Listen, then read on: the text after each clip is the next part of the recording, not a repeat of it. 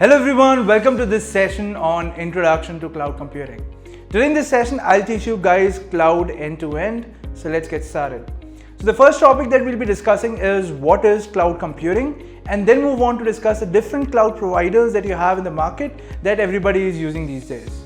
After that, I'm going to tell you guys the different cloud models that companies follow in terms of its services, and then we're going to conclude this session. Alright guys, so I hope this agenda is clear to you. Let's go ahead and start off with the first topic, which is what is cloud computing. So what is cloud computing exactly? Let's understand that as we move along. So guys, cloud computing is nothing but the use of remote servers on the internet to do a particular task, right? Now you would ask, like, why do we need to connect to remote computers when I can do everything on my personal computer? Now imagine if you have an application which requires a lot of processing, right? So what will you do? Will you buy a server which has a lot of processing power, put your application over there, and then see how your application is functioning? Or if I give you one more option, that you can rent a server from a cloud provider and basically do a RDP or an SSH into that, put your application over there and see the working of that application, how it runs. And I'll also tell you that the moment you are done with the server, you can just give it back to me and I'll charge you only for the time that you used it. On top of that, what if I tell you that it's as cheap as $0.0005 per hour? Isn't that amazing?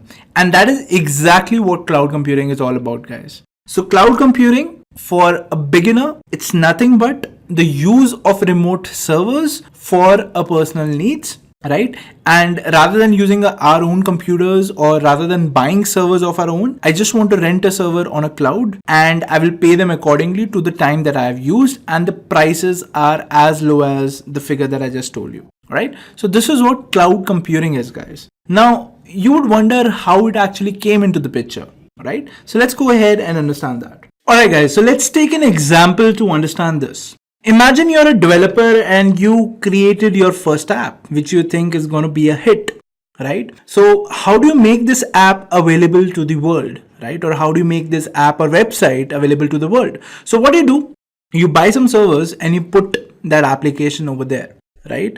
And just putting your application on the servers would not do it. You'll have to connect it to the internet. And once you connect it to the internet, that is when people start to come on your application, come on your website and start to use it. All right. So this is how typically work used to be done. Now I want to take your focus onto certain things that I just said when I was explaining you this example.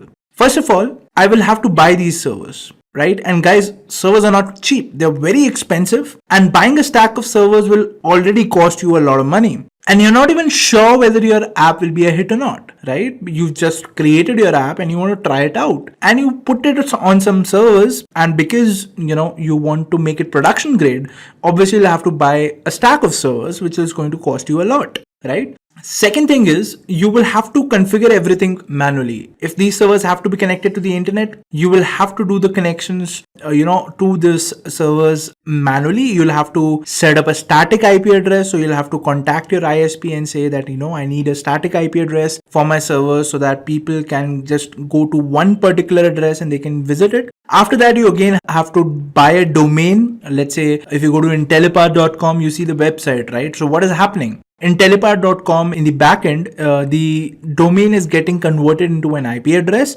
by a DNS server, and then that IP address is basically pointing to the servers, right? So you will have to buy a domain, you will have to point that domain to these servers, and that's how it used to work, right? And obviously, if you have these servers, you'll have to hire a team also who's gonna manage these servers in case the number of users increase. You'll have to increase the number of servers, etc., etc. There are a lot of things that you'll have to do. And because of these things, there were some problems. And because we wanted to overcome these problems, we use cloud computing. Right now, like I said, you were using this kind of an architecture before. Now let's see if we don't use this kind of an architecture and I just use cloud computing, what is going to be the difference? The difference will be that I created my application. Next thing is I'll go to AWS, I'll launch a stack of servers, I'll put my application over there. AWS automatically gives me a static IP address. It has a service to basically give me a domain name as well. I would just configure my domain name to connect to this IP address and I'm done,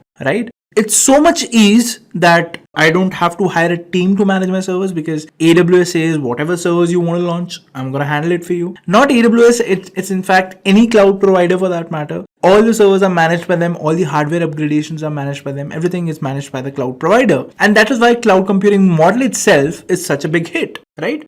So what are the advantages? The first thing is that there is little or no investment. So I don't have to buy a stack of servers to get my application up and ready. I can just rent them, right? And the cost is minimal for launching the stack of servers and basically getting them up and ready, right? I don't have to invest much. Even though I'm starting fresh, I've just launched my application. I don't need seed money for setting up an infrastructure, which is going to be huge for the whole world to see. Right? The whole world can access your application, but you don't have to worry about it because AWS is backing you up, right? So there is little or no investment. Second thing is more focus on app development. So you can focus more on app development than worrying about whether my infrastructure is fine or not. How is the traffic coming onto my app? Is my infrastructure scalable enough that it can handle all the traffic which is coming onto it? Everything is managed by AWS once you configure it correctly, right? Third thing is it requires less workforce. So like I said, if you are buying your own servers, you obviously have to have a team which is going to manage your servers for you, right? Any hardware upgradations, any security patch that you have to do, all of that is done by a team. Correct. But if you are launching your infrastructure or if you're creating your infrastructure on any cloud provider, the cloud provider's headache is to manage the servers. It's their headache to do the security patches. It's their headache to improve or upgrade the hardware once the processors become slow. So all of that is managed by your cloud provider, and all you will do is focus on your app, focus on your business goals, and then succeed towards the goal that you have, right? So this is an advantage that you get when you use cloud computing, and that is why most of the companies today, so I guess only the companies who started out earlier, that is before cloud computing came into the picture, are still working on their own servers, hosting their own applications. But companies who are very young, who have just started out, for example, startups particularly, they prefer cloud computing, or they prefer their servers to be on the cloud, because obviously when you are starting off with a new company, you have very limited amount of money that you can invest in things, right? So it's always a good idea to invest on the things which are required, and rest, if it works in a certain way that they are not costing you much, it works that way, right? So for startups especially, cloud computing is a huge thing. It's a huge bonus, and that is why you can see a lot of new business ideas are coming in. A lot of new people are trying out their own app or their own websites to provide a particular service.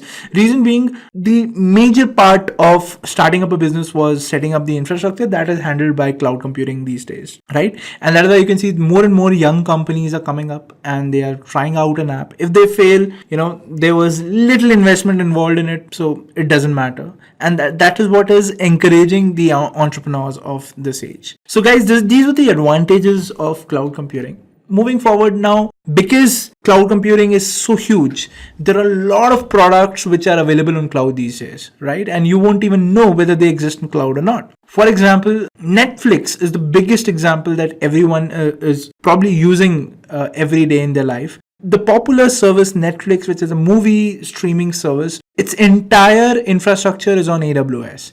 Everything from A to Z, the scaling part, the content delivery network, the networking part, the security part, everything is handled by AWS. Now, don't worry guys, if you don't understand the jargons that are just used, like content delivery network, security, everything I'll explain in this video. For now, I just want to tell you guys that because of the advantages that cloud computing has to offer, and because of the kind of services that you get from cloud, companies such as Netflix, Airbnb, Amazon itself are relying on the infrastructure of the cloud providers so that they never go down. Now, how did it come to these companies' minds to, switch to cloud? So I'll give you a very small example. Netflix suffered a huge blackout on the internet, I think in somewhere around 2008 or 2009, wherein all the services were down. Why? Because the more number of users came up to use the service, and that's when the service crashed, right? The whole application went down, and it caused a huge loss to the Netflix company itself, right? And that is when they decided, dude, I cannot manage all my servers. I can either do the app development or I can manage the servers. There's only one thing that I can do. So then Netflix started to migrate itself on the AWS infrastructure, which is highly scalable, which is highly available, right? And now seldom do you see that, Netflix service is down. In my experience, I've never seen Netflix down since I've been using it from the past 2-3 years. I've never seen Netflix down, or I've never seen an error that, the server is out or there's a problem with the infrastructure. I've never seen that, right? And that is because of the high availability that is provided by the cloud providers these days. Netflix is just one example. Other businesses that we are all aware of is the Amazon e-commerce website, right? The Amazon e-commerce website is also hosted on the AWS infrastructure, right? Now, a company, an e-commerce website whose bread and butter comes from a website, from being online, right? Imagine they are relying on the AWS infrastructure that all of you guys also have, access to, right? So imagine yourself, you're sharing the same infrastructure which the biggest e-commerce company in the world is using. So you can be rest assured that your application is in safe hands, right? Another great example of cloud computing is Google Drive. So Google Drive is a cloud product. The Google Documents, the Google Drive where you can upload all your files and folders, they're all hosted on the Google Cloud, right? And that is again a fantastic cloud product. Then we have Airbnb, which is actually a website which is hosted on AWS, and it's fully hosted on AWS for all its functionalities, scalabilities, and availability. Prime Video, which is video streaming service for Amazon, that is also hosted on AWS.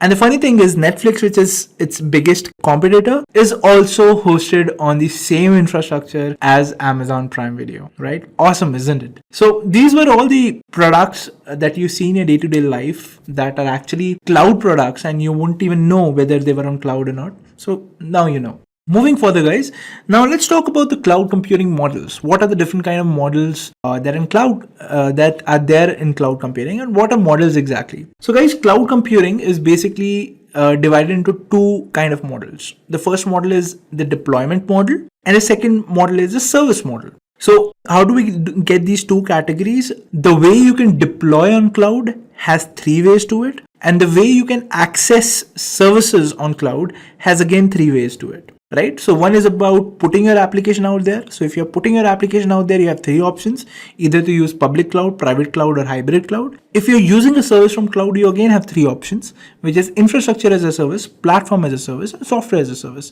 Let's understand all these things one by one. Don't get carried away with all the big words used here. We'll understand each and everything one by one, and then as you move along, if you have any questions, you can put it, right? So far, guys, I've not got any questions. I guess everything is crystal clear to everyone. So moving forward in the next slide, I'm going to start with the deployment model. So if you have any questions, now is the time, guys. You can ask me all out, and I'll be happy to answer it for you. All right. So Shambhavi has a question, and she says that Netflix is using AWS. So that means all the videos that we see are also hosted on AWS. Yes, Shambhavi, all the videos that you see, the software itself, the website exists on AWS. Okay, so she has one more question. But when I install the Netflix app, it's available on my mobile. How is that on cloud? Okay, so Shambhavi, there are 2 sides to it. Netflix application, it's basically a client application. The videos that you get, they don't exist on your phone. They're actually streamed from the internet, right? So your Netflix application is just a client application, but it interacts with the AWS servers on which the Netflix servers have been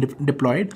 All the videos that you see, there's a service called Amazon S3. All those videos, they exist over there. They're stored over there, and they are basically provided to you using a content delivery network, which is basically nothing but a caching system. That is, I'll give you a very simple example, that if you are residing, let's say in India, and you are watching, let's say, a US television show. So obviously that US television show is would be existing on the servers of the Netflix US, right?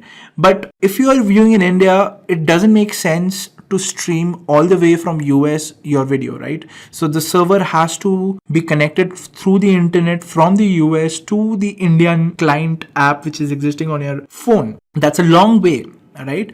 And that's when the concept of latency comes in, wherein how does an application respond to your queries also depends on how far is the server from your application, right? So there's a service called Content Delivery Network, which basically what it does is it caches all the videos that you have to see or you're watching onto an Indian server if you are in India, right? And that's when, a server which is nearer to you has all the content which exists on the US server. And this is all on demand, right? So this is just very simple, a very small thing that Netflix does to improve its service using the AWS infrastructure. And this concept that I just told you is Content Delivery Network. Don't worry if you don't understand what I just told you. As we move along, I'm going to explain this in detail. All right. Any more questions, guys? Alright, so everybody is giving me a go. Alright guys, so if everything is crystal clear, let's go ahead and discuss the models one by one. So the first model that we're going to discuss is the deployment model. So what are deployment models? So guys, deployment models are nothing but the various ways using which we can deploy our application. Alright, now there are various ways. Let's look at those ways one by one. This is the first way of deploying your application on the cloud infrastructure is called public cloud. Now, what is public cloud? Public cloud are the servers which are offered by your cloud provider, in which each server can have multiple companies hosting their application. All right. It could be your Netflix, and it could be that your, its competitor, that is Prime Video. If you have offered for public cloud, your application would share the same server as some other application. It could be Prime Video as well, right? So, but why is there a segregation? Although there is no problem when there are multiple applications on the same server, but what happens is some companies are still skeptic. Some companies have data policies that they say that, we have confidential data and we cannot take any risk where, some other companies also on our server and there's a risk of our data being hacked into, right? So that's why, because of these data policies, there were different deployment models that were created. So like I said, public cloud is when, the data that you're providing to the cloud is not that sensitive, is not that confidential, and hence you are okay when AWS tells you, although there will be no problem when a separate application is also deployed on the same server, there will be no harm to your data, and they say like, okay, anyways, we don't have any data policies like that, right? So public cloud is when you are using or the cloud computings or the cloud providers servers, and you allow them to host more applications on the same server. You're okay with that fact. All right. So that is public cloud. Next is private cloud. What is private cloud? Private cloud can be two things. The first thing is, like I said, if you want a separate server all for yourself, where you say,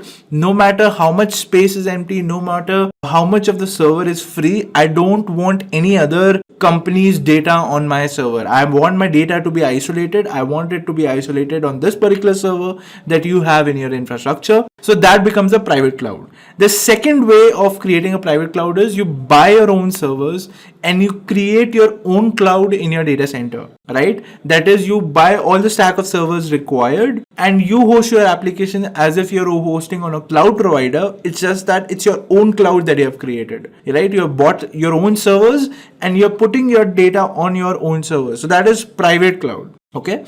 So the third thing is hybrid cloud. Now, what is hybrid cloud, guys?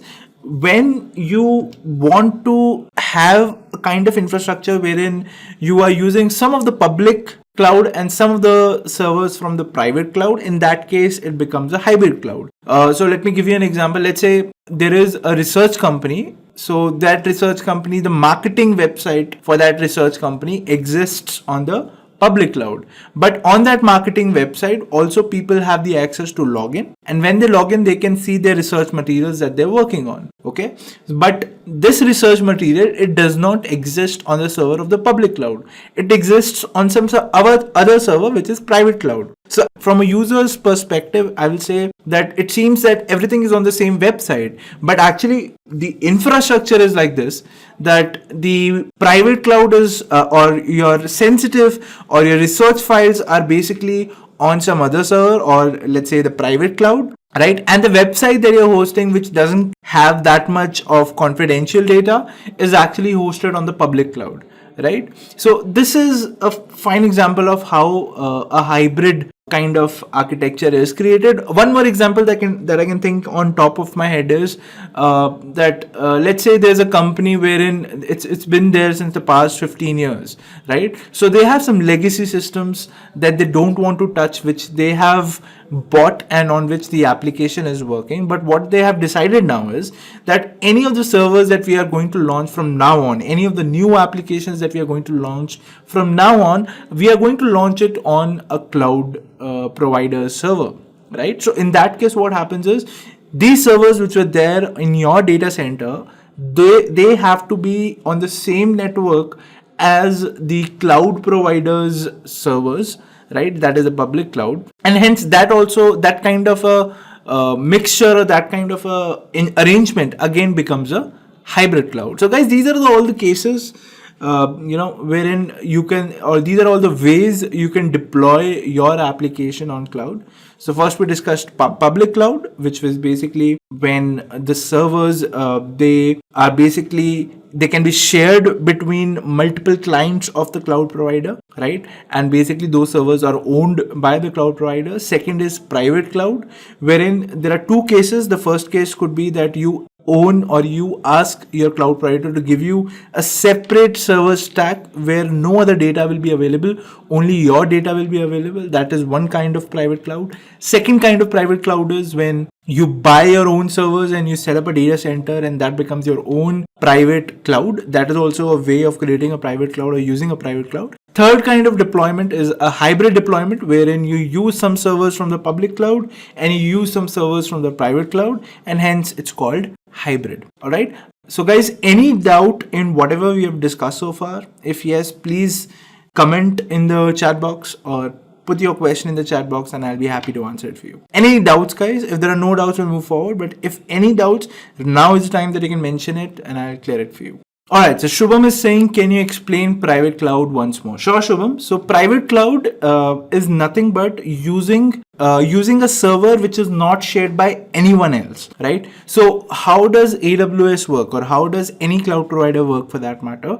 They buy a very big machine or very big server with a lot of RAM and with a lot of processing power, right? And what they do is they launch multiple instances of virtual machines on it, right? So it could be that, you imagine your laptop, you can probably, if it's a i3 or it's a i5 with around 8 GB of RAM, you can launch around 3 operating systems on the same server at the same time using a virtual machine, right? You can do that. Now, similarly, what cloud providers do is they buy a stack of servers, and what they do is they launch multiple virtual machines on that server, right? And those virtual machines are owned by people who basically launch it through the AWS console or the Azure console or the GCP console, right? They launch it from there.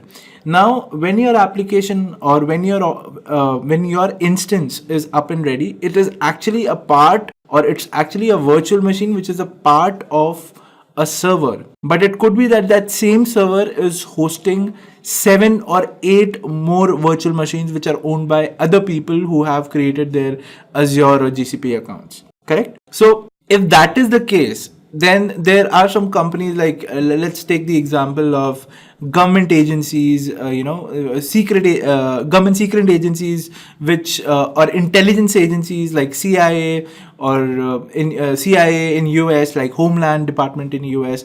All of them, they have very confidential data which have to be accessed by their internal employees, irrespective of the fact where they are sitting and in what part of the world they are sitting, right? Now, in those kind of cases, what happens is, although they can buy their own servers, they can set up everything by themselves also, but then, like I said, they'll have to hire a team also that will manage the servers. So what cloud providers do is they give you an option of having your own server stack which is isolated from the rest of the infrastructure of your cloud provider, right? That server stack is exclusively for you. It'll be a little higher, the price will be a little higher, but it'll again be on a pay as you go model. That is, you can say that for how much ever time you'll be using it, for that much time only you'll have to pay the cloud provider. So that is what private cloud is, that you get a separate isolated server for yourself on which you will be working. You will be putting your applications on it, right? And those applications will nowhere be connected to or nowhere will be sharing the infrastructure which the other clients of that cloud provider are using. So that is private cloud. Other way of saying what a private cloud is, that you buy your own servers and you set up in a data center, right? So although in that case you're not getting the benefits of cloud computing, but yes, that also is called a private cloud because you buy the same kind of infrastructure, you buy the same kind of infrastructure at scale, at the same scale that a cloud provider does. You buy it at the same scale, right? When I say scale, in the same quantity, you set up a data center according to it and it becomes your own private mini cloud, right? That is also what a private cloud is. So, all right, I guess Shubham, now you're clear with the doubt. All right, thanks, Shubham. So others, if there is any doubt in whatever I've explained so far, please let me know. I'll clear your doubts. And if not, I will move forward to our next topic. All right, so everybody is giving me a go, guys. So great. Let's move on to a next topic, which are service models. So we have discussed deployment models. That is what are the various ways in which I can deploy my application on a cloud provider. Now let's discuss the various kind of services that I can get from a cloud provider. Okay, so let's discuss that. So what are service models? Now guys, there are three kind of service models that we get in cloud computing. The first one is infrastructure as a service. Now what is infrastructure as a service? Basically, the cloud provider will give you an access to the server. That is, you will get an access to the operating system of the server and you can install anything you want in that server, and that will become, it can either become a database server, it can become a website server, it can become anything. So basically, when we say infrastructure as a service, you're getting the whole infrastructure, you're getting the whole system, you're getting the whole virtual machine as a service delivered to you. Right? So that is infrastructure as a service. Second is platform as a service. So in contrary to what we got in infrastructure as a service, wherein I got a machine that I could use, in platform as a service, I do not get the access to the operating system. Okay, what I do get an access to is kind of like a dashboard, wherein in that dashboard I can upload any files that I want, and those files would automatically be put on the server by AWS, and I can see those files hosted on the server. If it's confusing, let me give you an example. Let's say if I want to set up a website and what I get is infrastructure as a service. So in that case, what I'll have to do is I'll get a fresh operating system. On that operating system, I'll have to install a web hosting software like Apache or Tomcat or anything. Once I have installed it, I will have to do an FTP, or I will have to transfer my files from a local computer on that AWS server using FTP. Once I've done that, I have to put those files in a specific folder on that particular server, and only then I will be able to access it when I go to the IP address of that particular server. This is the case of infrastructure as a service, where I've done everything that I had to do, right? In case of platform as a service, what happens is that I will not get the access to the operating system. All the softwares, all the settings that are required to be done is done by AWS. What I do get an access to is a dashboard where I have a button called upload. I click on that upload button, and what it will do is it will upload my website automatically. It will directly upload it to the location where it has to be. It will give it the required permission so that my website is hosted. So as a user, I don't have to get into the nitty-gritties of what kind of software has to be installed, what version of software has to be there. Everything is managed by AWS. I just upload my website and my website gets up and ready on a particular IP address. Okay, so this is platform as a service. It's basically an automated version of infrastructure as a service, where you get specific access on the server that you can just upload your files. There is nothing else that you can control on that server. That is platform as a service. The third kind of service that you get is software as a service. Right? What happens in software as a service is that, in contrary to what you got in infrastructure as a service, wherein I did not get access to the server, or where I got access to the operating system of the server. I could install anything, I could make that server anything, right? Second thing was platform as a service, where I got a dashboard where I can still upload my files, and those files will be hosted for me. Rest everything else will be managed by AWS or the cloud provider on which I'm taking this service from. Third kind of service is software as a service. Now, what is software as a service? You do not get access to a dashboard where you can upload your files. You do not get access to the server where you can do whatever you want on the operating system. What you do get is a software which has already been hosted on the cloud, and that software you can use. The straight away example for this would be Netflix. So Netflix is a software, correct? It doesn't matter which server it is on. It doesn't matter whether you can upload your files or not, but you can use the software which is hosted on the cloud. That is software as a service. Software has been provided to you by the cloud provider to use as a service, and that service is a pay-as-you-go service wherein you'll have to do a monthly subscription. Okay. Another example for this could be the Google Docs that you use. You use Google Excel or you use Google Word, right? All of those are softwares which are hosted on the cloud provider, and you can use those softwares. It doesn't matter which server it exists on. It doesn't matter what kind of softwares are installed on that server. I just have one software that I can use, and it has been hosted on the cloud. So that is software as a service. All right. So this is all about the different cloud models which exist, which are offered to the customers, right? Moving forward, now let's talk about cloud providers. Now, whatever we have discussed so far is in general or is generic to cloud computing, right? Now, these kind of models or these business models that we just discussed have been adopted by various companies which are out there. Right, so companies like AWS is there. This is the most prominent one. Second is Microsoft Azure, and then you have Google Cloud, and there are 100 plus more companies which give you the same kind of services. Like another famous cloud provider which comes on the top of my mind is DigitalOcean, which is there, right, which offers the same services, just that the jargons that it uses for giving you that service is different. The terminologies would be different, but at the back end, it's doing exactly the same thing, right? So DigitalOcean is there, Joint is there, Telemark is there, IBM Cloud is there. There are a lot of cloud providers. But why have I just showed you these three cloud providers? Because these are the three top cloud providers in the industry right now which give the cloud services. Alright guys, so I hope this video was useful to you. So if you want more such videos, please subscribe to the Intellipaat channel. And if you have any queries, please comment down below. Thank you.